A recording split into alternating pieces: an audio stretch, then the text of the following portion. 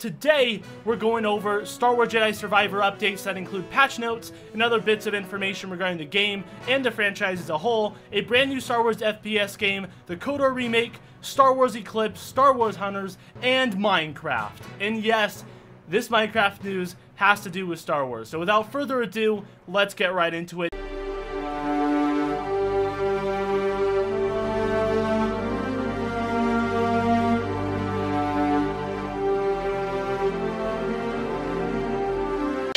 Hey guys, I'm the Great Jedi and welcome back to the channel. So in today's video, we're going over all the latest Star Wars news since my last news update video, which has been a while, and I know I'm late to the party on some of this stuff, and that's because I've truly been working on some awesome stuff behind the scenes that I've been putting a priority on. Plus, I've also been sick, so if my voice sounds a little bit off to you, that's why. I'm overall okay and I'm getting better. I just hope you guys are all doing well. I just got this lingering cough and runny nose at this point, so just bear with me. More content will also be rolling out for you guys, and hopefully that will get us one step closer to Project Revamp. So with all that said, some info in this video you guys may already know about and some you may not. But today, we're going over Star Wars Jedi Survivor updates that include patch notes and other bits of information regarding the game and the franchise as a whole, a brand new Star Wars FPS game, the KOTOR Remake, Star Wars Eclipse, Star Wars Hunters, and Minecraft. And yes, this Minecraft news has to do with Star Wars. So without further ado, let's get right into it, starting off with Star Wars Jedi Survivor. So if you guys follow me or EA Star Wars on Twitter, then you guys will know that a while back there was a patch that didn't really include anything other than some quick bug fixes for some crashes, the holo map, and the bounty hunter icons, which as you guys can see isn't a whole lot, and that's why EA Respawn called this patch number 6.5, and then several weeks later they added patch number 7, which includes a complete rework on the performance mode on consoles to provide a solid 60 FPS, and cinematics will also be locked to 30 FPS, improvements to visuals in quality mode, additional performance and optimization improvements for PC that also includes DLSS support, various bug fixes and improvements across all platforms, including fixes for cloth, lighting, crashes, UI, and an issue where players could not retrieve their XP after dying under certain circumstances, which is all good to hear, and I'm glad they're continuing to fix the game. And I know it's easy to sit here and say, what's taking so long to fix this game since it's about 5 to 6 months after launch, but I'll admit it's just a tough balance because the game really shouldn't be in the state that it's in, let's just be real. But at the same time, I know that they're working hard and as fast as they can to roll these things out and trying to move forward from these bad decisions. At this point, I just hope they own up, keep moving forward, and try to make things right, while hopefully learning from these mistakes and making better decisions when it comes to the release of these games in the future. Now, at the time of me recording this video, they just put out the newest update, patch number 7.5, and in this patch, it includes several fixes across all platforms, including fixes for creatures and vehicle animations, a fix for binocular beacons not working when ray tracing is disabled, and quality improvement for reflections when ray tracing is disabled. And it's like I said before, this is all good to hear that they're hard at work on these patches trying to fix their game and that these patches have helped some people. However, it also seems that the game is still running into several issues for lots of other people even after this patch. So EA Respawn still has a lot to go in regards to fixing this game, but I also feel like there's going to be another patch with some more fixes before the end of the year, given their track record with these patches and the fact that they labeled this new update as patch number 7.5, so I have a feeling we'll be receiving patch number 8 somewhat soon to fix some more issues. And when they do, you guys know the drill. I'll be covering all that information so you don't have to. So for those that want to stay up to date and are interested in Star Wars Jedi Survivor or any other Star Wars news, be sure to subscribe and I will keep you guys all updated for when news and stuff comes out. Now, moving away from the patch notes into some other interesting news in regards to this game, there has been some information where Andrew Wilson, who is the CEO of EA, confirmed in an earnings call that Star Wars Jedi Survivor is actually coming to past-gen consoles, such as the PlayStation 4 and Xbox One, which honestly sounds like amazing news. But then, when you think about it in context, I actually find it pretty concerning, and let me tell you why. This game was designed for next-gen hardware. That's why they only released it on the newer consoles. It was supposed to be a next-gen exclusive because of the special hardware that the developers were taking advantage of. Like, the devs were even talking about that to hype up this game and advertise it. And even then, with the new updated hardware, they still weren't able to make the game playable for a lot of the player base across all platforms, including the PlayStation 5, the new Xbox, and even PC. And this is still the case for lots of people even after this 7.5 patch. Now, if you're one of the lucky ones where the game worked fine and was playable like I was, that's awesome, but that still doesn't change the fact that the state of the game is not where it should be for everyone. Which then leaves the obvious question of, if they can't even give us a consistent playable game on the intended platform with better specs, then why should we think that they can bring this playable to past-gen consoles? But let me just be optimistic here and say that they can make it playable, and that they can port and compress the game successfully, which would obviously be awesome at face value. Although, I just feel like it'd be a huge slap in the face to the players that bought the game and are still having issues with it being playable on the platform that it's intended for. Which we know is still the case, and so do the devs. That's why they're trying to roll out patches trying to fix this stuff, or so they say. So the fact that they're spending the time working on making it playable for past-gen consoles when they didn't even get it to work for the intended platforms yet for a lot of players says a lot. Even the thought of something like that before fixing this game for the people that already bought it is just such a greedy decision, and unfortunately I can't even say I'm surprised either, because they've done things like this before. But Gray, they could have a different team working on it, and us past-gen console players are demanding it! Okay, I see your point, but even if it is a different team, they're still spending time and resources in that area, and if they really did care about the players and that they're only doing this because of the demand, why don't they spend those extra resources on trying to fix the game for the intended platforms that they advertise first? Because there's a lot more demand for that. You know, the people that already bought the game. But no, they're going to try and sell more.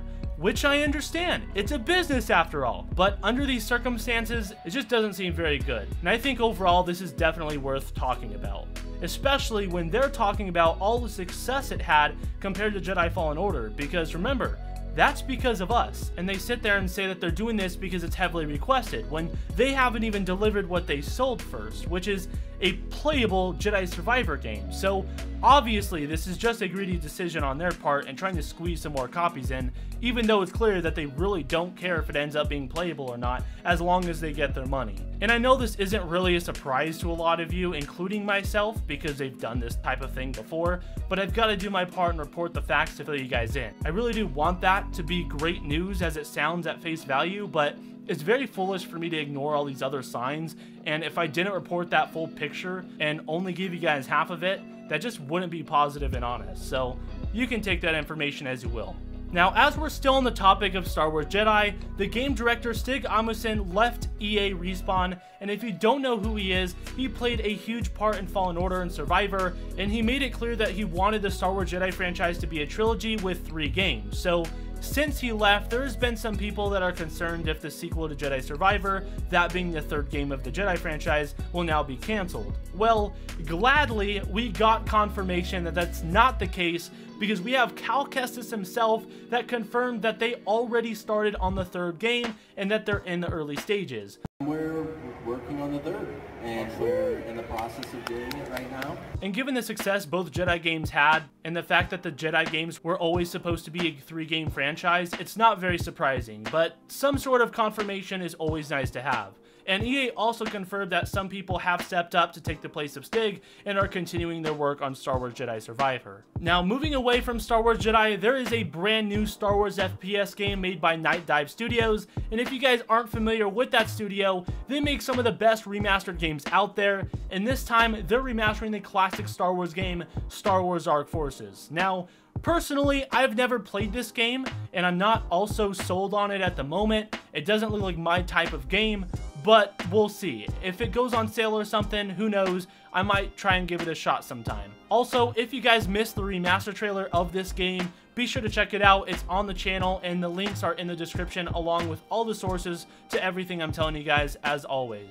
Now, I did a lot of research trying to gather everything we know about this game so far, and I was able to scoop up some information including the price, what platforms the games are coming to, the resolution and frame rate, some changes and options the game will have, and some other bits and pieces of information. So, for those that don't even know what this game is, a little background is that this is an action first-person shooter made in 1995, where the evil empire is currently creating a doomsday army, and it's your mission as part of the Rebel Alliance's Covert Operations Division to infiltrate the empire and put an end to their plans for terror and domination, with a combination of some challenging boss fights.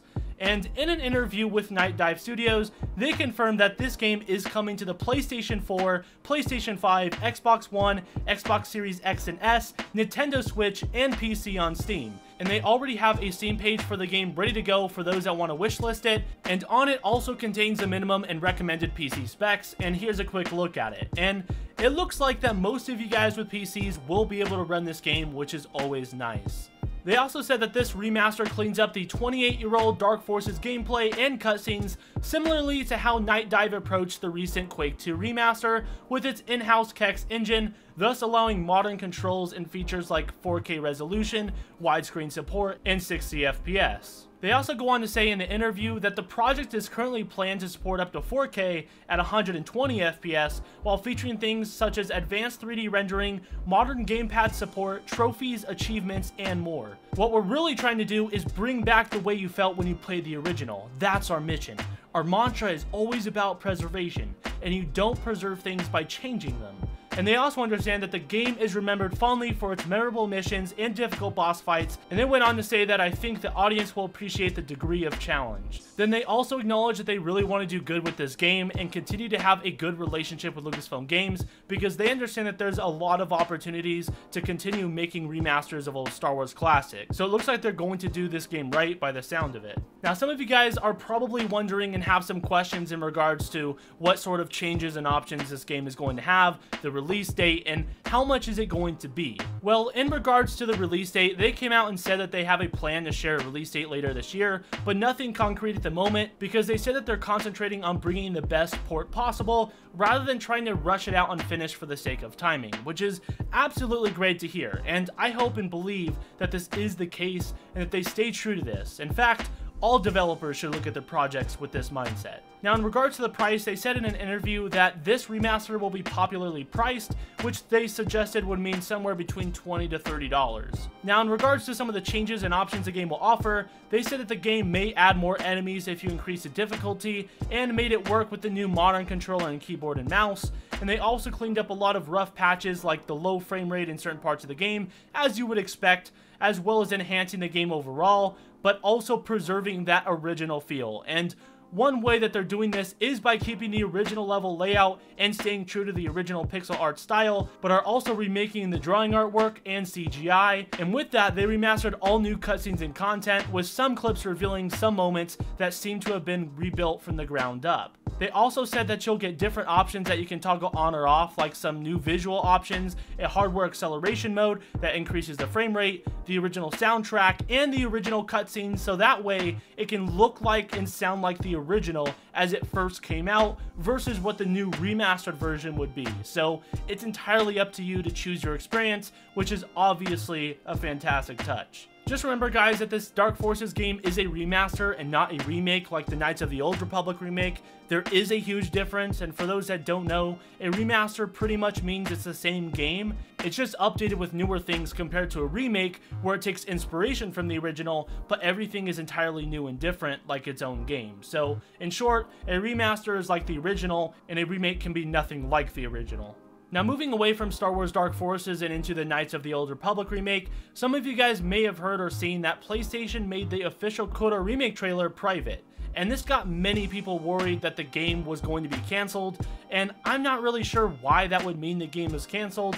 But either way, PlayStation Sony came out and cleared any confusion and explained why they made it private, and it's basically because of the music rights in the trailer.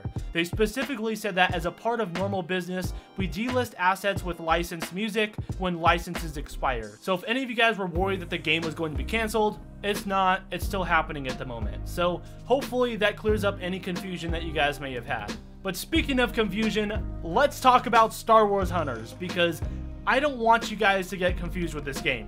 So for the record, it's not out yet. I truly don't know what in the world they are doing. They're over here advertising new updates with things like new quests, a new hero, a new map, and even a new mode, but they haven't even officially launched the game. And from a distance, it can look like they did. This game was supposed to come out in 2021, and I'm not one to rush game development, but man, like, what are they doing? They're just adding on to the game without having it released. Like, fix what you need to fix, release it, then add new content, because the way they're doing it, I don't see it working if they're wanting a lot of people to play their game. I just wanted to bring this up as an update to you guys because I don't want you guys to feel like you're out of the loop when it comes to this game, because it's Zynga who's out of the loop on this one. So don't be confused if you're seeing people playing the game with the new update drops. That's just because Zynga soft launched this game in certain countries a while back, and I covered that in a past news update video. But I just wanted to let you guys know that the game still hasn't released yet, and they say it's supposedly supposed to come out sometime this year, but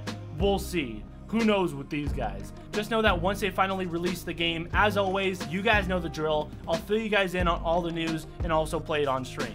And speaking of things I'll play on stream, Minecraft. No, I'm just joking. I'm not gonna play Minecraft, but in the Minecraft world, they are getting a new Clone Wars DLC called Path of the Jedi, and if you haven't seen the trailer for that, it's on the channel. But this DLC is coming November 7th, and it's going to include a new story-based adventure where you'll play as a Padawan, customize your own droid, and build a lightsaber as you go on various missions throughout the galaxy. And when doing this, you'll encounter legends like Yoda and Mace Windu as you rise to the rank of Jedi Knight. And you'll also be able to see locations like Coruscant and Kamino, and fan favorite characters including Ahsoka Tano, General Grievous, and Obi-Wan Kenobi. Now moving away from Star Wars Hunters and Star Wars Minecraft into our last bit of news regarding Star Wars Eclipse, there's really not much news, but I did want to give you guys an update because there was an interview with the makers Quantic Dream, and they stated that they're still working on the game and that development is going good. I mean, who knows if that's actually true or not, but we'll just have to take their word for it. At least they're trying to have some communication with us, and I respect it. And in this same interview with IGN, they also said that it still exists, it's just not ready, it's simmering. One of the big focuses we've had when we announced Star Wars Eclipse was to make sure it was clear that this is actually an action-adventure game that has all of the elements that you would come to expect and want from a Quantic Dream title, which is intricately branching narratives and multiple playable characters. There's no game over. Anyone can die, anything can happen, and the story sort of continues so that those signatures are still there. But what we've been doing is even more ramping up to our expertise in the gameplay arena.